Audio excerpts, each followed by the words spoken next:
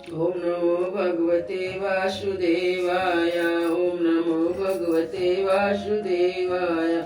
ओम नमो भगवते वासुदेवाय। ओम नमो भगवते वासुदेवाय। ओम नमो भगवते वासुदेवाय। श्री भागवतम महापुराण प्रथम स्कंद अध्याय 14।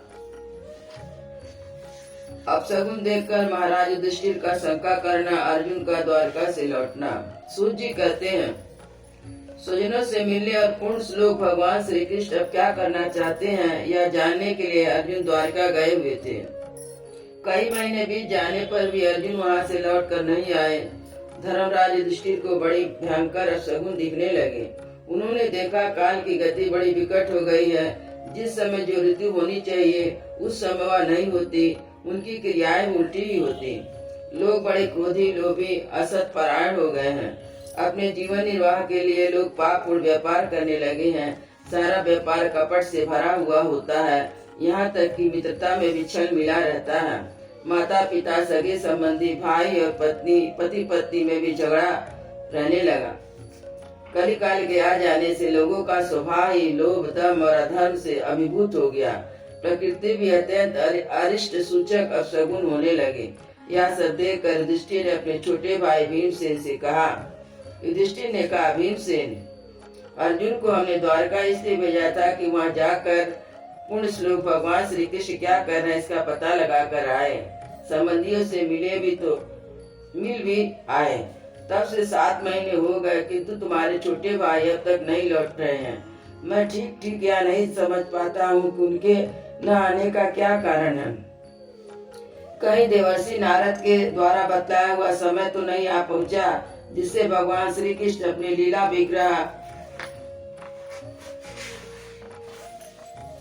संवरण करना चाहते हैं। उन्हीं भगवान की कृपा से हमें यह संपत्ति, राज, स्त्री, प्राण, कुल, संतान, शत्रुओं पर विजय, स्वर्ग आदि लोगों का अधिकार प्राप्त हुआ है। भीमसेन, तुम तो मनुष्यों में व्याघ्र के समान बलवान हो। देखो तो सही, आकाश में उल्कापात आदि, पृथ्वी पर भूकंप आदि, शरीर में रोग आदि कितने भयंकर अपशगुन हो रहे हैं। इनसे इस बात की सूचना मिलती है कि शीघ्र ही हमारी बुद्धि को मुंह में डालने वाला कोई उत्पात होने वाला है।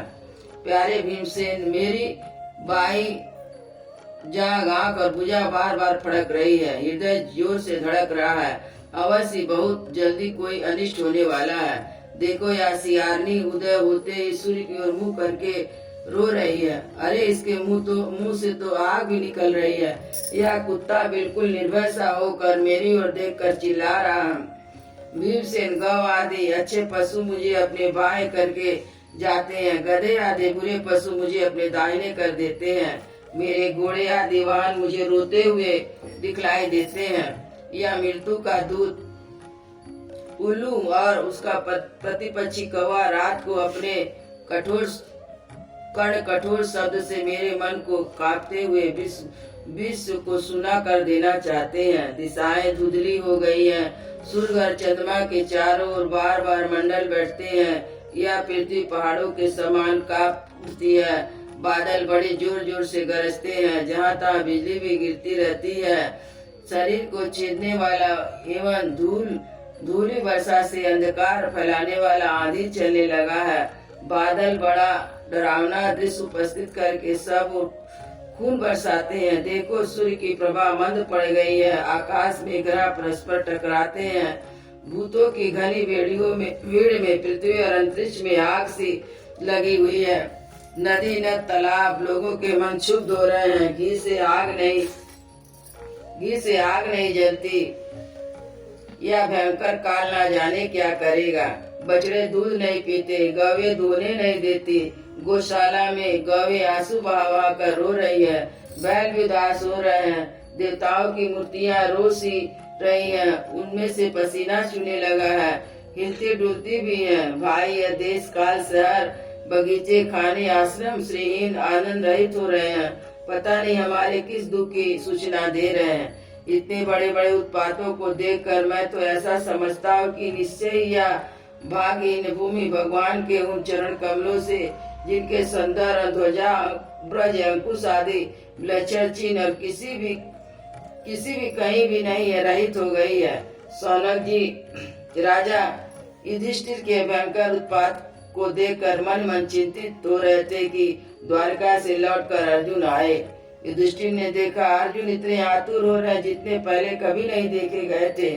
मुंह लटका हुआ, कमल सरीखे नेत्रों में आंसू बह रहे हैं, शरीर से बिल्कुल कांतिहीन है। उनको इस रूप में आने अपने चरणों पर पड़ा देख कर युधिष्ठिर घबरा गए।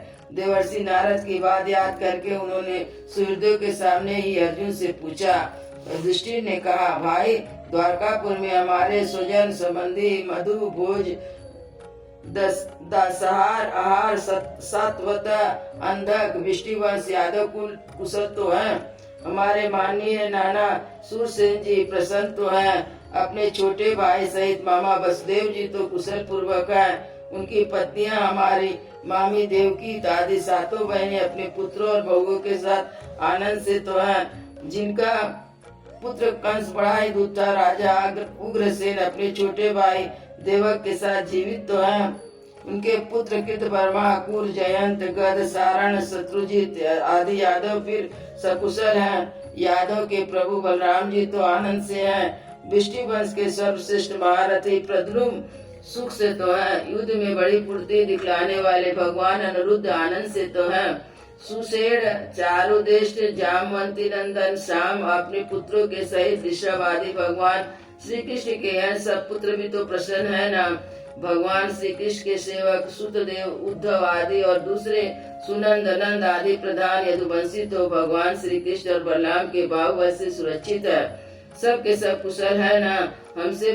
हमसे अत्यंत प्रेम करने वाले लोग कभी हमारा कुशल मंगल भी पूछते हैं। भक्त वत्सल ब्राह्मण भक्त भगवान श्री कृष्ण अपने स्वजनों के साथ द्वारका की सुधर्मा सभा में सुख पूर्वक विराजते हैं ना। आदि पुरुष बलराम जी के साथ संसार के परम मंगल में परम कल्याण उन्नति के लिए यदुवंश रूप क्षीर सागर में विराजमान है। उन्हीं के बाहुबल से सुरक्षित द्वारिकापुरी में यदुवंशी लोग सारे संसार के द्वारा सम्मानित होकर बड़े आनंद से विष्णु भगवान के पार्षदों के समान विहार कर रहे हैं। सत्यभामा आदि 16,000 रानियां प्रधान रूप से उनके चरण कमलों की सेवा में ही रत रहकर उनके द्वारा युद्ध में इंद्र आदि देवताओं को भी हराकर इंद्राणी के भोग युग तथा उन्हीं के अभिष्ट पारिजात आदि वस्तुओं का उपयोग करती हैं। यदुवंश वंशी वीर श्री कृष्ण के बाहुबल के प्रभाव से सुरक्षित रहकर निर्भय रहते हैं और बलपूर्वक लाई हुई बड़े बड़े देवताओं के बैठने योग्य सुधर्मा सभा को अपने चरणों में आक्रांत करते हैं। भाई अर्जुन, यह तो बताओ कि तुम स्वयं तो कुशल हो ना। मुझे तो तुम श्रीहीन से दिख रहे हो।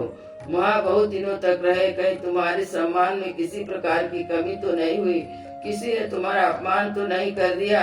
कहीं किसी ने दुर्भावपूर्ण अमंगल शब्द आदि द्वारा तुम्हारा चित्त तो नहीं दुखाया? अथवा किसी आशा से तुम्हारे पास आए याचकों को उनकी मांगी वस्तु अथवा अपनी ओर से कुछ न देने की प्रतिज्ञा करके तुम नहीं दे सके? तुम सदा शरणागतों की रक्षा करते आए हो। कहीं भी किसी ब्राह्मण, बालक, गौ, बूढ़े, रोगी, अबला अथवा अन्य किसी प्राणी का जो तुम्हारी शरण में आया तुमने त्याग तो नहीं कर दिया? कहीं तुमने अगम स्त्री से समागम तो नहीं किया अथवा गमन करने योग्य स्त्री के साथ असत्वार पूर्वक समागम तो नहीं किया?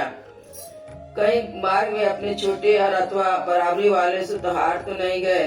अथवा भोजन कराने योग्य बालक और बूढ़ों को छोड़कर तुमने अकेले ही भोजन नहीं कर लिया? मेरा विश्वास है कि तुमने ऐसा कोई निंदित काम नहीं किया होगा जो तुम्हारे योग्य ना हो ना हो। अपने परम प्रियतम अभिन्न हृदय परम सुहृद भगवान श्री कृष्ण से तुम रहित हो गए हो। इसी से अपने को शून्य मान रहे हो। इसके सिवा दूसरा कोई कारण नहीं हो सकता जिससे तुमको इतनी मानसिक पीड़ा हो। अयोध्या श्री राम लला की जय। वृंदावन बिहारी लाल की जय। गुरुदेव महाराज की जय।